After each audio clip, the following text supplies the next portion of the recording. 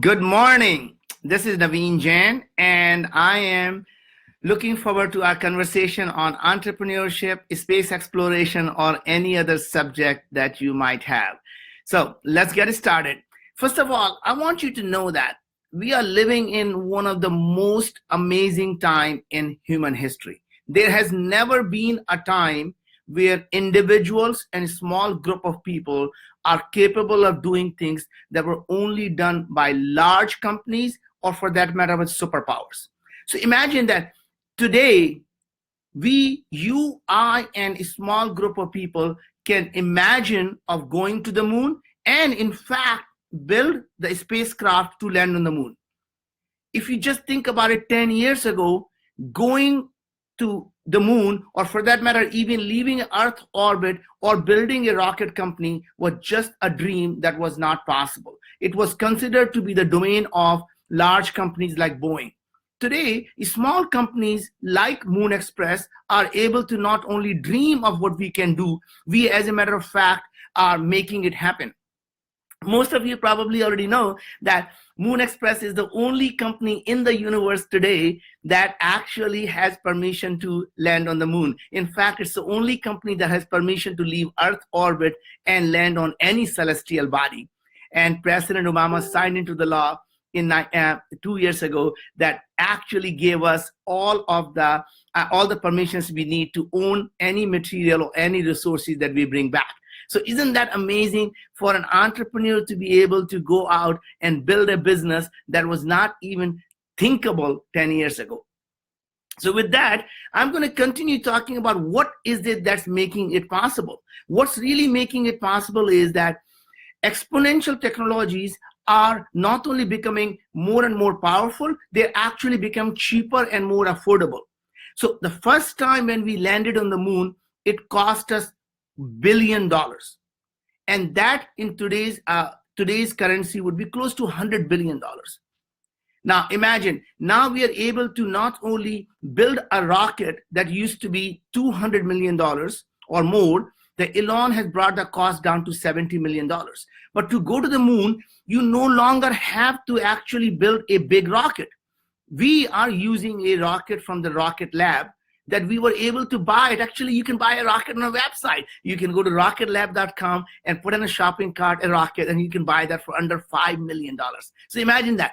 For a $5 million, you can buy a rocket on the website.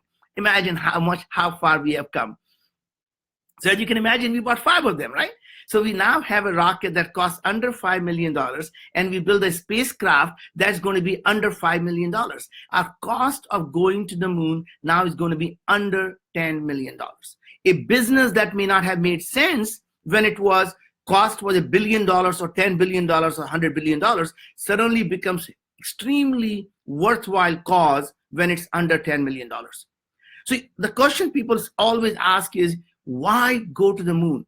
There are so many problems on the planet Earth. Why not focus on solving those problems instead of going outside the planet and somehow thinking that this planet is so screwed up that we really have no choice but to leave this planet? I look at these things, it's not a choice between solving the problem on this planet or leaving this planet. It is this and this, not this or this. So I fundamentally believe that we as humanity have to find a way to really become a multiplanetary society.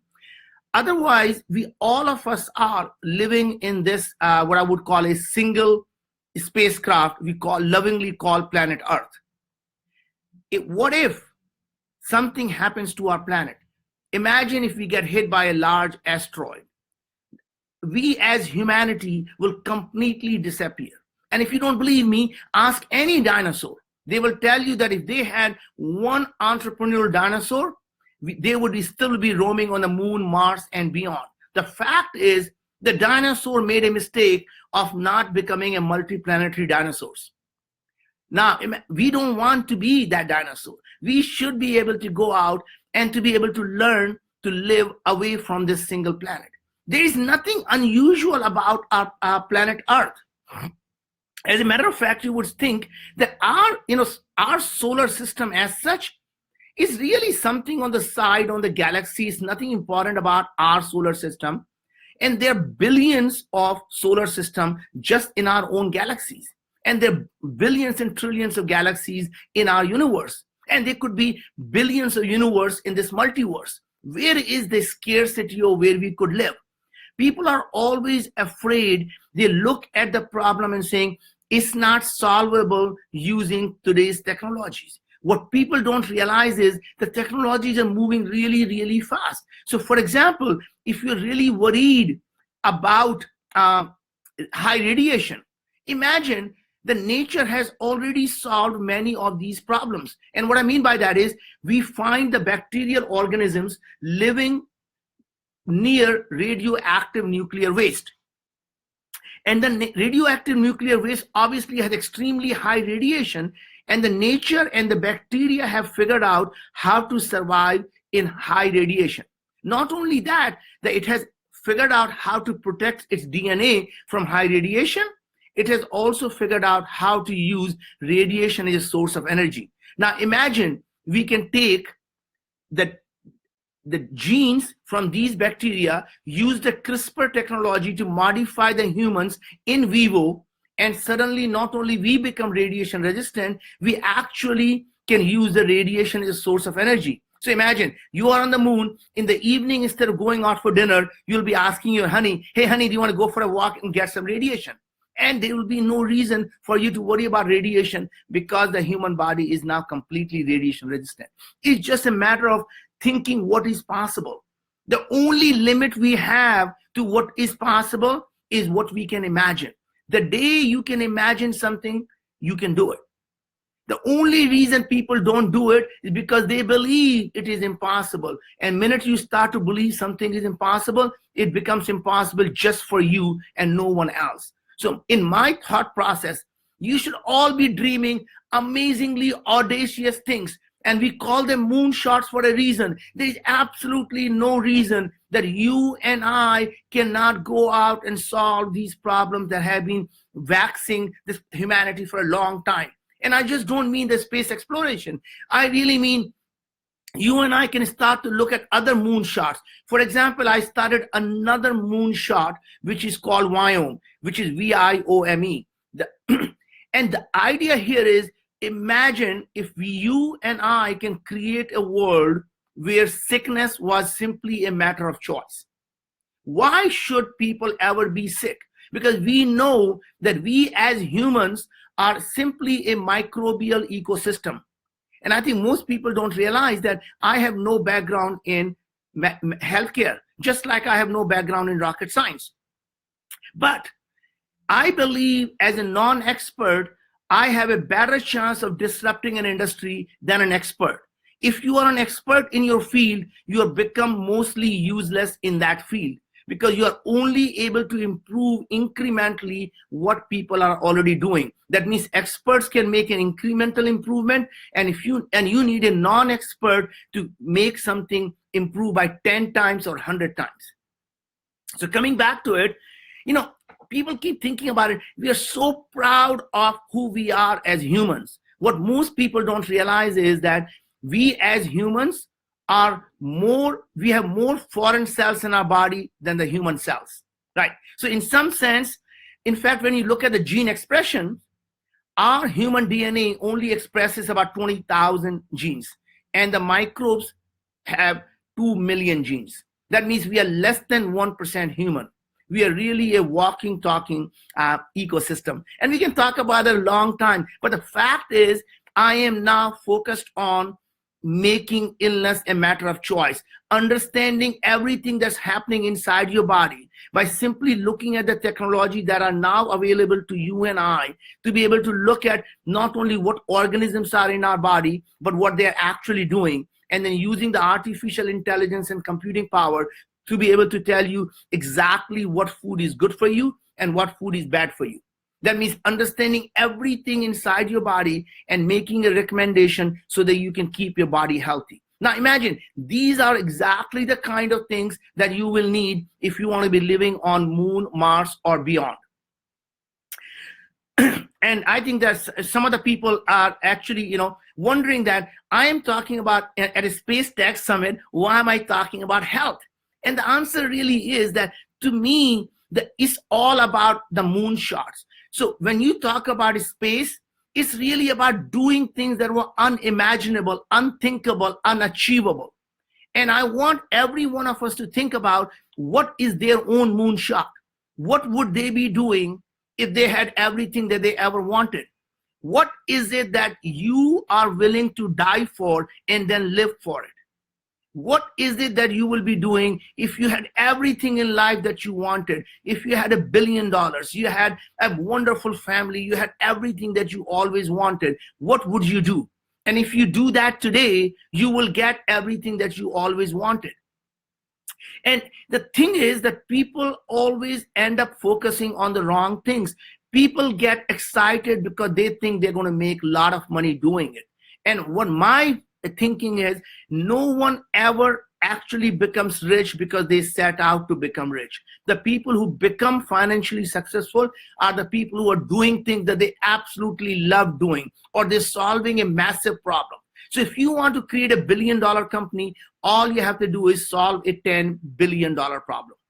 If you want to create a $10 billion company, you just have to find a problem that impacts 1 billion people. So that means find the problems that are so big that people are willing to do whatever it takes to solve those audacious problems. Now, imagine that having no background in rocket science is starting a company that became the only company that actually have permission to land on the moon. And our hope is that we still be able to land on the moon this year. Now, and if it goes to next year, so be it. We are so close to making it happen. Right? And then I start to look at solving the next moonshot. I mean, imagine if I can go find a way where no one ever has to suffer. Imagine living in a world where you and I just don't have to die from sickness. What happens to the human longevity? The reason we die, the aging, is simply a chronic disease over time that kills us. If we are able to find a solution to every disease, why not solve aging as a disease?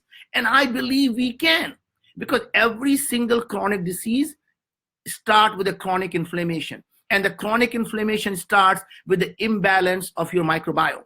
At the end of the day, we as ecosystem are completely balanced.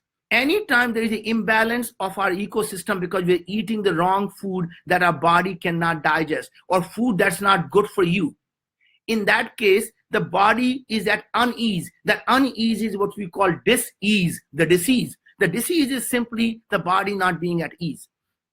So I want you to really start thinking about how you and I can start to participate on solving a next big problem, whether it is solving a problem of education, or creating the abundance of food, creating the abundance of energy, or creating the abundance of fresh, clean water. There are so many big problems. And as an entrepreneur, every problem is nothing but a big opportunity. So the bigger the problem, bigger the opportunity.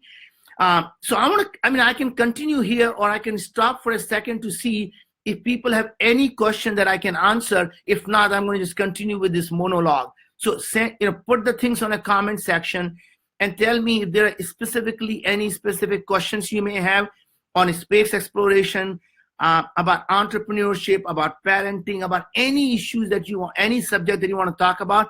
Just put in a comment. In the meantime, I'm going to continue this conversation.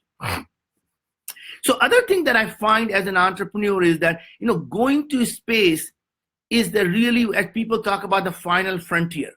But I think what I start to look at the stuff and saying, we know more about space than actually we know even about the ocean depth.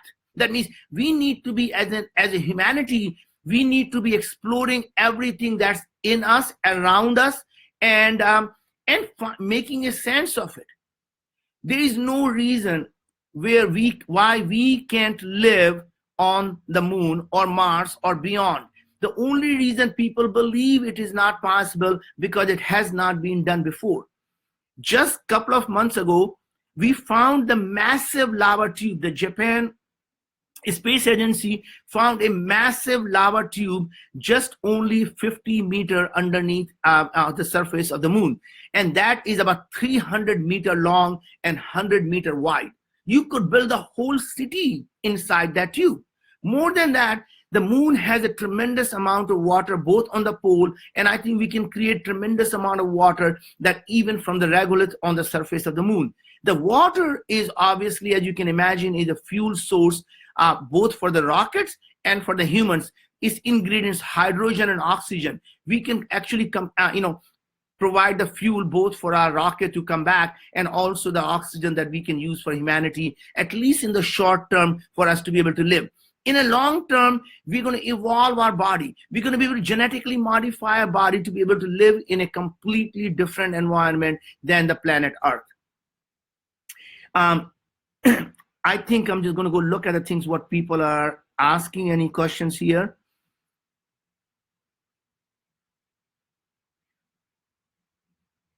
One of the questions from George here is, how can we help you achieve what you need to achieve? And I think, George, thank you for asking. And that is really, each one of us should be not only asking ourselves that question, we should always be giving that to everyone that we meet. There is nothing that makes us happy than to give something to someone without asking for anything in return. Generosity is built into our DNA. As we evolved as a society where we realized that when people don't take care of each other, we all die. In fact, when you do something for someone without any expectations, our body releases serotonin. It releases the oxytocin. And those are the things that actually make us feel good and loved and become bonded together. So to me, George, thank you for asking. And the best thing you can do for me and for the society is to find your moonshot. That's something that you're so passionate about that you're able to dedicate your life to making it happen. And if you do that, you're going to be helping me and you're going to be helping everyone in that society. So thank you for thinking of helping. I'm going through the set of other questions here. Someone saying that I wish it was that simple. And the answer is, it may not seem simple today, but you have to believe the problems of today are going to be solved by the technologies of tomorrow. So don't focus on what we have today. Start thinking about what might be possible. Today, to understand the human body, today it's extremely crude way. We extract the bodily fluid by puncturing the veins and getting the blood out, or using the other bodily fluid like urine or stool or other way to analyze what's happening inside our body. It's only a matter of time we're going to have the nanobots inside our body.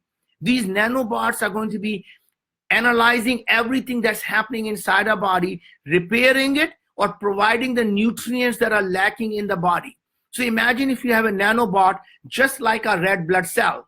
Why do we really need our heart? At the end of the day, why do we need our heart? Heart is simply a pumping device that is actually using the liquid and the stuff to essentially deliver the nutrients and remove the toxins that are being produced as a part of the biochemical reaction inside our body. What if these nanobots are able to provide the oxygen whenever we need them, whatever organs is needed, and remove all the toxins and repair any organ that has been damaged? And it can be done through stem cell replacement or taking stem cells from one part of the body and delivering them to an organ that needs it. Or even if your heart fails, these nanobots can pop into the action and start supplying the oxygen and doing the work that heart would have done. And in the meantime, while these nanobots are working, you can call your doctor and say, hey doc, my heart just stopped working. I'm going to take a quick shower. In the meantime, can you print me a new heart? And the 3D printed heart will be ready for you when you go to a doctor, and he's going to be able to simply replace that. So there is absolutely nothing that we can't achieve, or the technology does not exist or would not exist to make that happen. unless you're violating the current laws of physics, and even those are up to the questions. Many things we are learning, the laws, everything that we have taken it for granted is fundamentally changing, right? So I believe we are going to be able to solve many of the problems that we thought were unsolvable. I'm just reading the. One of the questions is, what was the hardest thing about launching Moon Express? Policies, partners, sourcing customers, and what is the plan for this company over the next few years? How do you define as your competitors? When you're starting a company that has never been done before, you don't even know the kind of problems you're going to have. So in some sense, you don't start brainstorming and thinking about every problem you're going to have and then go out and say, this is just not going to work and I'm not going to start. For example, 10 years ago, we could have come up with 10 different reasons why it absolutely makes no sense to start the company. Number one, there is no way, how are we going to get the permission to ever leave Earth orbit? You can go look at every federal department in the United States. There is not a single department that says Department for Approving a Mission to the Moon for Private Companies. Just doesn't exist. We didn't worry about that. We could have said, hey, even if you go there and we can bring back the minerals, we can bring back the platinum, we can bring back the helium-3, we can do all of that stuff. How do we know it is a property of Moon Express, or is that going to be confiscated because that's a property that belongs to the humanity? Guess what? 2 years ago, President Obama signed into the law that any company that goes to any celestial body and gets any resources using their own private means, that all the resources will belong to them. So all I'm trying to say is that it's better to cross that bridge when you get there, and never start thinking about all the problems you're going to have before you even start, because along the way, you're going to learn things. Along the way, you're going to find the solutions that didn't exist when you started the company. So all I say is, as an entrepreneur, is move forward, believe in yourself, and you only fail when you actually give up. And if you don't give up, it's simply a pivot. You're going to constantly adapt and change and pivot, but you only fail when you give up. So dream so big that people think you're crazy, but never give up when it comes to your achieving your dreams. The second part of the question is, what is the business model? Now, obviously, the business models are constantly evolving as we learn. The biggest business model would be in the long term to create infrastructure for multiplanetary society. That means using the water on the moon to be able to create the fuel depot, to be able to find a way to build the structures that we need for humanity to be able to live there, to be able to use the regolith, you will be able to use the resources on the moon to live on the moon. In the short term, we can start to bring back the resources. And people say, what kind of resources are you going to bring back? Well, obviously, we can bring back helium-3. The helium-3 is the best clean energy resource. The helium-3 can be the best utilized in a fusion reactor that can become a small quantity of helium-3 could power this planet for generations to come. We could even bring back the platinum grade material. And, people always say, if you bring the platinum, won't you think if you bring so much platinum, the prices of platinum will go down? And I keep saying, imagine if we have so much platinum that we can impact the worldwide prices of platinum. Do you really need to be shedding tears for us? I think we'll be just fine. I believe in a short term, even if we just bring back the moon rocks, that themselves could be worth billions of dollars. And how so? I mean, think about it. The diamonds that suddenly became this symbol of love and romance was absolutely nowhere to be found. Diamonds are not rare on Earth. In the 1950s, the De Beers made them a symbol of love through simple, I would say, fancy marketing. Now imagine when we get the moon rocks and we are competing with a monopoly like De Beers. The way you do that is not to fight them, but to simply make them a commodity. And how about this? When we have a moon rock, we simply start a marketing campaign that says, everyone gives someone a diamond.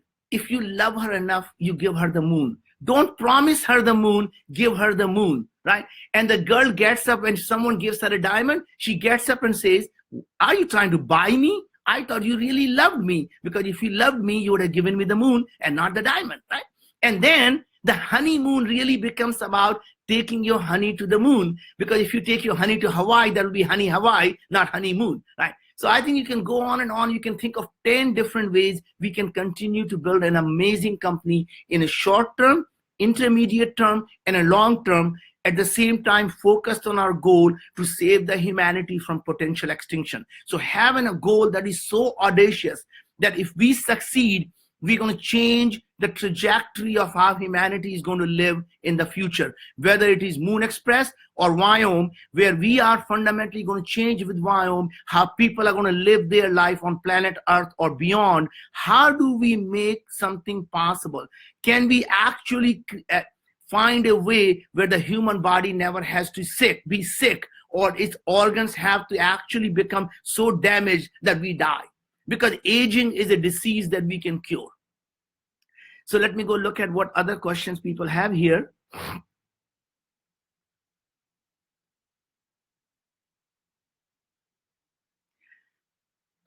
Cass one says he's working on creating the food in space. Amazing enterprise. And my point, again, going back to it, is that once you start thinking about what is possible, you have to imagine that we will figure out how we're going to be a multi-planetary society. And other entrepreneurs need to be thinking what ecosystem needs to be built together so that all the people who are going to be there, how are they going to be growing the food? Obviously, in the long term, the food may not be something we eat, because the only reason we eat food today is to provide the nutrients in our body. What if that the only energy that our body needed was simply the radiation? What if we can provide those nutrients in a way where you don't need to really be eating food? But in a short term, absolutely, for the next 10, 20, 30 years, quite possible that humans will still using food as a social experience, not something that you need to do, but you do that because it's just a social experience. And you could look at the thing that humanity is already separated in biological functions, and you look at what I would say the social experience. So if you look at even sex, right? It was something was done only for reproduction. And today we essentially say that is separate from a social experience of bonding together. So my point is that humans didn't need to be using food only to use for the nutrients, but also actually could be just a social experience, and the nutrition could come from other sources.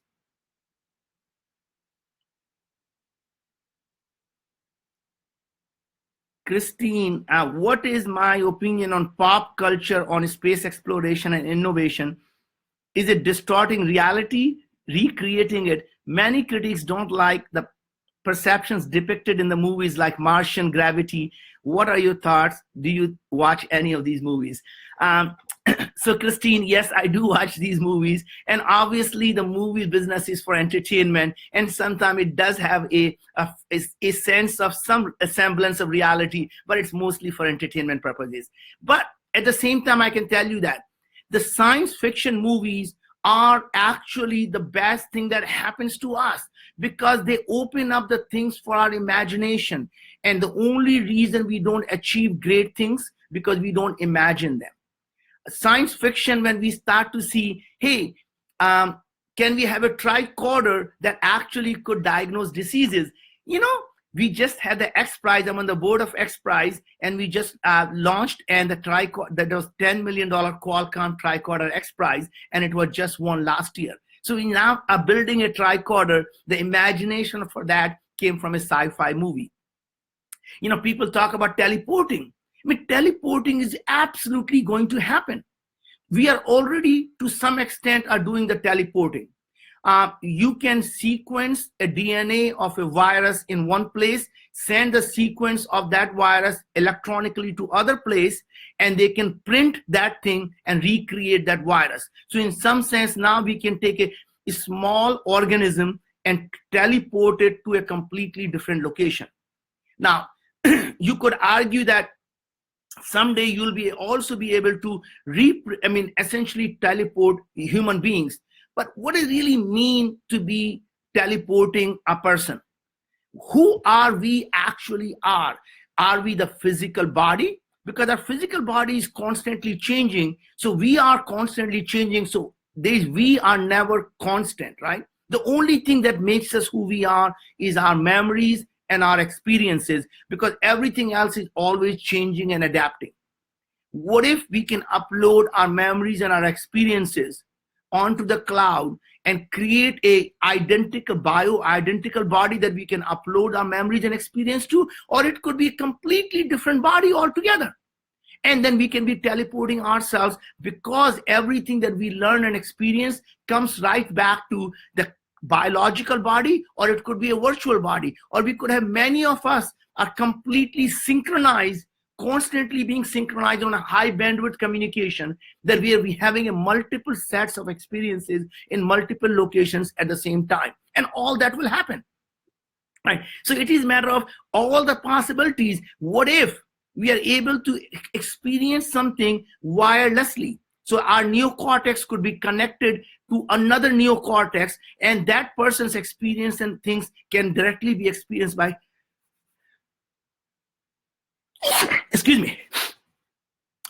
experienced by us. So there are many ways of teleporting ourselves, and you can go on and on about all the wonderful things that we saw in sci-fi movies. How would we do that? But let's leave that for some other day. Okay, Travis, hi. Can talk a bit about Wyoming and the long-term patterns and benefits of AI. So Travis, Wyoming, as you know, it's really interesting. I started this company called Wyoming, and I don't know if you know or not, Indians cannot pronounce the word we, right? So why would you start a company that you can't pronounce? I just fell in love with the name, because why? The VIE stands for life, and omics is science, a science of life. So anyway, Wyoming is VIOME. What we are doing here is, as I say, that we are understanding biochemically every single metabolites in your body, all the gene expression of your mitochondria, gene expression of your blood. We are looking at all the microbial gene expressions. We are looking at the microbial metabolites. That means we are looking at every biochemical reaction, every enzymes, amino acid, gene expression, and using the artificial intelligence to find out what is it people are getting diabetes or cancer or obesity or depression or anxiety. Every one of these chronic diseases that I mentioned, from Parkinson's, Alzheimer, depression, anxiety, PTSD, OCD, obesity, diabetes, autoimmune diseases, or cancer, is actually largely caused by the inflammation that is from the imbalance of our microbiome. There's very recent research that Cleveland Clinic published that says the breast cancer, in 1,600 breast cancer, they found the same microbiome. In fact, 2 weeks ago, there were two separate research that came out, whether the immunotherapy to cure cancer works or does not work. That depends on your microbiome. Whether the chemotherapy works or kills you depends on your microbiome. So to me, these microbiome are really, to a large extent, is who we are. And yesterday I was speaking at a different event, and I was talking about that, what if, we think it from the perspective of the nature, that what is it, what makes us human? And I came up with this funny story, and I'd like to share with you. And I came up with this idea of, let's talk about how humans were created, right? So I see the human, the microorganisms, these bacteria and viruses, have been on this planet for 4 billion years. The humans only came about 200,000 years ago or so.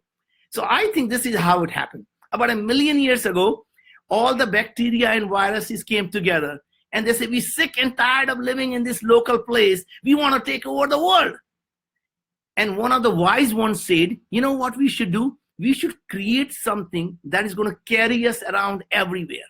All we have to do is keep it healthy. It's going to run around and find the food for us. It's going to go all over the universe, and it's going to poop everywhere. It's going to spread us around, and we're going to take over the world. And that's how the humans were created. As humans were evolving, just like we are afraid of AI today, these bacteria and viruses started to become really afraid of what they have just created. And they started to wonder, hey, these guys are going to get smarter than us? Are they going to actually take over what we are doing? Or are we going to be able to survive in this intelligence that's substantially superior to us? How would we survive? And what the wise one said, we put all the control mechanism already in place. In their own cell, the human cell, one of our brother is going to be right there. Our brother is already inside their cell. It's called mitochondria. So mitochondria used to be an ancient bacteria. Now it's part of the human cell, has its own DNA. And the mitochondria provides all the energy that the human cells need. So imagine what they're saying. Hey, we're going to control you inside the cell. And if you go out of line, we're going to turn the energy off and you're gone. And everyone said, wow, master, you are just brilliant. You put our own spy right inside their cell. But what about their brain? And they said, oh, I forgot to tell you that. We have a vagus nerve that goes all the way from the gut where we reside, all the way to the brain. And we use the neurotransmitter to tell them exactly what to do. And don't worry about it. How they feel, we're going to control that. Because 90% of all the serotonins, we are going to produce them in the gut. We're not going to let them produce serotonin. So if we don't make them feel good, they're going to go out and do things that makes us feel good. That means if they don't feed us well, we're not going to make them feel good. Right? And you can imagine they are still constantly communicating, telling us when they are hungry, telling us when they are full, and really to some extent modifying our microRNA and modifying our epigenetics that changes the gene expression and the microRNA interference in the amygdala and prefrontal cortex. Anyway, it's a funny story to see that how these microbiomes are actually controlling everything that's going on inside our body. And the artificial intelligence, the reason we use that is because no human can actually understand all this data. So we have to use the artificial intelligence. And someday, when the AI becomes really so good that it will be no longer the artificial intelligence, the human brain will be considered AI, and AI will stand for ancient intelligence. So anyway, that's that. Greece is asking, there is 3 to 5 major problems on earth that could make billions of people alive: healthcare, education, employment. I hope this is bigger thing than anything in space. And again, I think, Girish, you probably missed the first part of the things. Given the choice, you take both. So it is not about going to the space or doing healthcare or going to the space or doing education. Answer is we should be going to the space and also doing healthcare, also doing education. And as you know, I am doing both. My Moon Express company is going out and creating a multiplanetary society for space. And Wyoming is doing the same thing for keeping people healthy. And as soon as I fix the problem for healthcare, where we can make healthcare purely a matter of choice, not a matter of bad luck, I'm going to move on to education or agriculture. And if someone else solves these problems, there are plenty of other problems for me to solve. So all I ask is invite you to start thinking about how do you go out and solve these problems. Let's see here. What is the best? Gotham is asking, what's the best school to learn about space technology exploration to help in starting in the space spin-off? So Gotham, first of all, you here at the Space Tech Summit, this is really a good starting point to be listening to the experts on what they are saying at the Space Tech Summit. There is also the International Space University called ISU. You may want to look into ISU. It's a great place to learn about space exploration. And I suspect many of the people listening to this are probably a graduate of ISU anyway.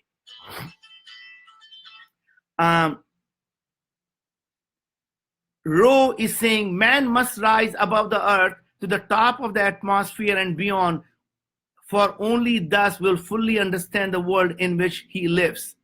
And that's a quote from Socrates. And I think you're absolutely right. The humans are explorers. There is no reason we need to be confined to one continent, one location. We explored the planet Earth. We need to be not only just exploring for 1 day or 2 days and coming back. We got to be living. If you want to live, breathe, and understand the environment, you live there. So I'm absolutely convinced we will be one day living on the moon, Mars, and beyond.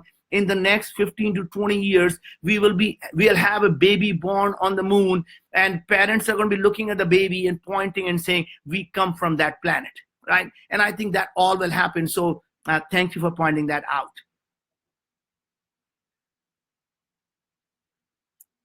Patrice is saying, my country, Haiti, has a huge issue in governance. How can the tech ecosystem build a nation? The governance is only a problem when there is no transparency. So all you have to do is find a way to create the transparency of what is going on. Create a hall of shame for people who have a bad governance. Start pointing them out. And when people and their neighbors and their families start to look at them and saying, your name is in the hall of shame, go out and do something about it.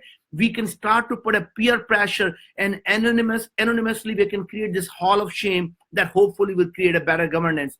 But it starts with one person who's dedicated enough to solve that problem.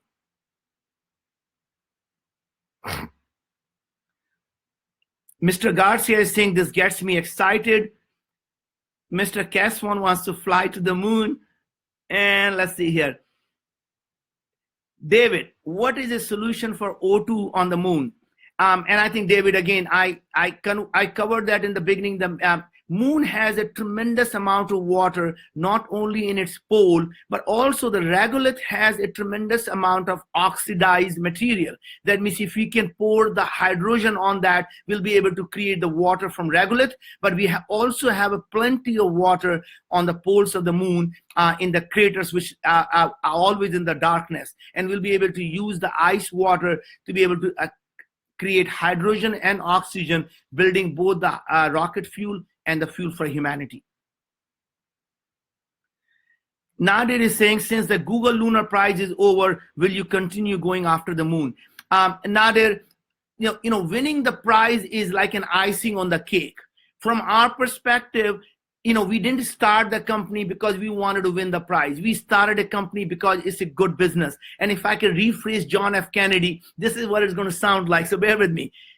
We chose to go to the moon, not because it's easy, because it's a great business. And the great business it is, and the great business it will be. So with or without the prize, I think we're going to be just fine, because we started a company to build a great business, not to simply win the prize. And winning the prize would have been just fine too, because that's the icing on the cake. Who doesn't love icing?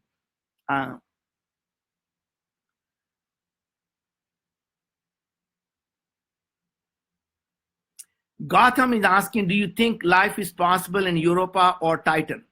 And the answer is absolutely possible, right? The current indications are that Europa and Titan have subsurface oceans that could be bigger than the planet Earth. And if there is a tremendous amount of water, there is no reason to believe that our life would not have been created. And what would that life look like? Would that be the early life we used to have on planet Earth, whether it would be a single cell, multi-cell organisms, or even some more intelligent life than even human beings? I mean, there is no doubt in my mind, given the trillions of the planets out there, that we are alone. Statistically, it is absolutely impossible. And people always wonder, if they are out there, why are they not contacting us? And there could be many more reasons, many reasons. But one thing you have to start thinking about, that we humans have evolved so much in the last 100 years. Now imagine a society that evolved millions or hundreds of millions before we did on planet Earth. The humans are only, give or take, about 200,000 years old. What if on other planets the intelligence started to evolve millions, 10 million, or even 100 millions? In a big picture, there's nothing, right? With 13 billion year old.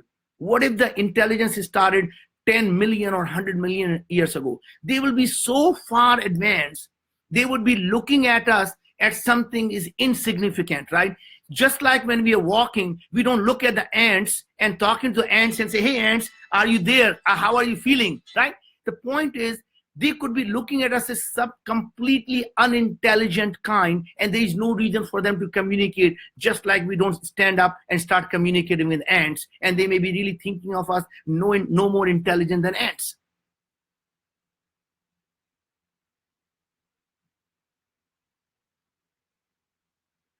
Jeff is asking, are we disappointed the Google Lunar Prize is ending and before Moon Express or any other team had a chance to win the prize?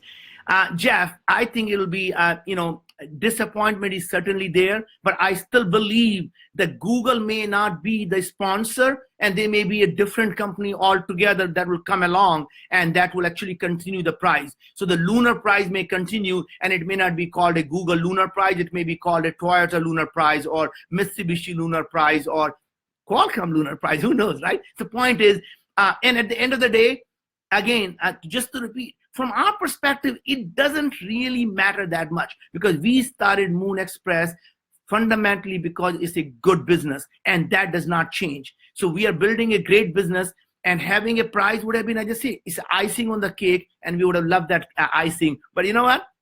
Such is life. David says that this is a brilliant and a beautiful interpretation of the history of mitochondria, cells, and human body. Thank you, David. You enjoyed it because I just came up with that yesterday, and I was just thinking that I think it's a funny story. I'm glad you enjoyed it.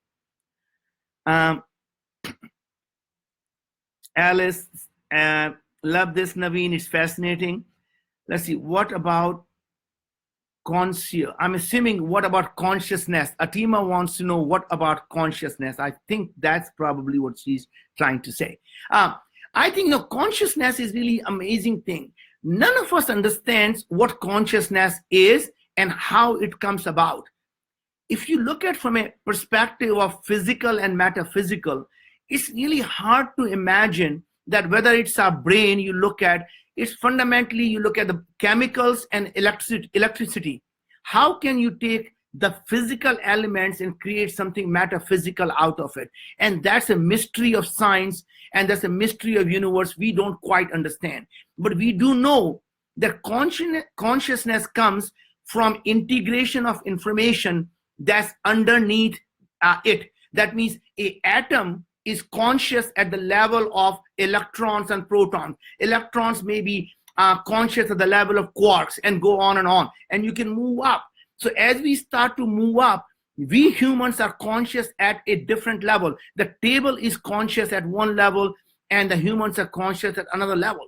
Now when you start to say that our sensors, whether it's eyes or ears or somatosensory or visual cortex or audio cortex, they are all extremely limited. So imagine our eyes are only seeing a very limited wavelength of light. Our ears can only hear very limited wavelength of sound. Imagine if we can extend that. So now we are able to hear a Taylor Swift everywhere, right? Because it's probably somewhere around me. I just can't hear it because my audio cortex is just not tuned to that frequency. And that's why we need radio or something else to tune to that frequency, right? What if we can start to see the infrared, ultraviolet light? All that information that comes extra will actually make us higher level of consciousness because the more information we have increases the level of consciousness. So I believe as the technology and humans start to merge together, we humans are going to become one with the technology and we're going to develop a higher level of consciousness.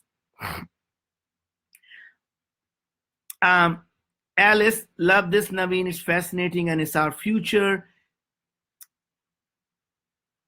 Oh, these are all. Thank you. Thank you, John, for a wonderful comment. Thank you, Delia. Thank you, Allison. I'm just trying to find the questions here. Himal wants to know, do you think that creativity can be taught?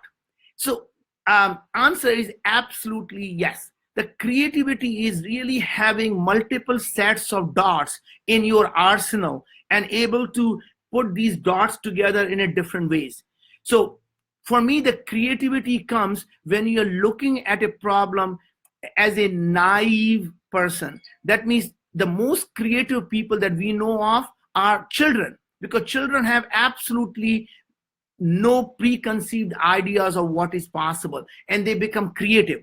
So when you take a knowledge from one industry and apply that to a completely different industry, you become, people call you creative. And the reason they call you creative is because you are putting the dots together in a very different way than the experts have put them together. So yes, absolutely no reason where creativity can't be taught. And I'm going to just have to turn around for 30 seconds here because my laptop battery is about to die. So give me 10 seconds here.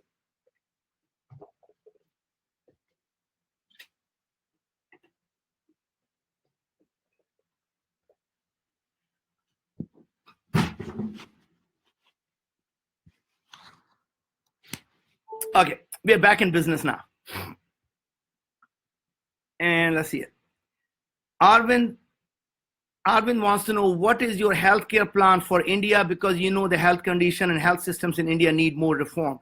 Arvind, you know, humans are same whether they live in US or whether they live in India. And I absolutely have no doubt we're going to bring Viome to India. And my hope is that in the next 3 to 6 months, we'll be able to actually bring this amazing technology to India. Just so you know, this technology was not something we developed on our own. This came from Los Alamos National Lab, where they had developed for the national security. And we were fortunate enough to license this biodefense work that they were working on. And the reason they were working on is to understand what is going on inside the human body and what makes people sick. And this technology, now we are able to apply that to keep people healthy. And one of the most interesting thing was to do a complete RNA analysis, not just the DNA, RNA analysis, which is called metatranscriptome, would cost tens of thousands of dollars. And because of this wonderful technology, we are now able to do that for $100.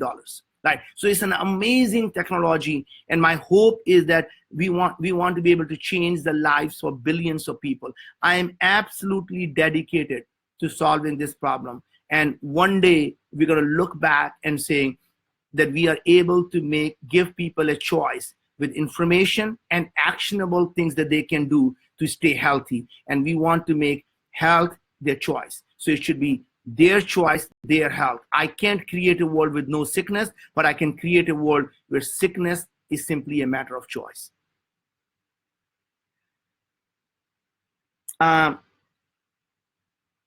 Christine says that amazing keynote Q&A. We will 10:15 PST. She wants me out. All right, here. So, well, I want to thank you all for being with me here. And if you have any questions and if you want to ever have any other conversation you want to have, please send me an email. That's naveen.jain@gmail.com. That's naveen.jain@gmail.com. I look forward to hearing from you. And thank you again for joining me. Bye.